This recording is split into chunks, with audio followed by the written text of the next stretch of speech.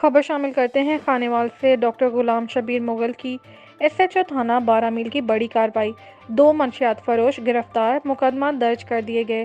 DPO Khanewal سید ندیم عباس شاہ کی ہدایات پر SHO تھانہ 12 میل بابر شہزاد کھیڑا نے اپنی بھاری نفری، کانسٹیبل غلام صمدانی پہوڑ، سید سکندر عسکری خان بیگ، عدنان مغل، مہر عامر موہانہ کے ہمراہ کاروائی کرتے ہوئے 2 ملزمان امجد ولد نظر قوم ڈوگر سے 22 لیٹر شراب اور دوسرا ملزم باغ علی ولد عبدالشکور ڈوگر سے 30 لیٹر شراب برآمد کر کے الگ الگ مقدمات درج کر دیے۔ اس موقع پر SHO تھانہ 12 میل بابر شہزاد کھیڑا نے میڈیا سے گفتگو کرتے ہوئے کہا کہ منشیات فروشوں کے خلاف کارروائی جاری رہے گی۔ منشیات فروش معاشرے کے دشمن ہیں۔ اس معاملے میں انجمن تاجران، سیاسی و سماجی شخصیات اور صحافی حضرات میری ہیلپ کریں، منشیات فروشوں کی نشاندہی کریں، میں ان کے خلاف مقدمات درج کروں گا۔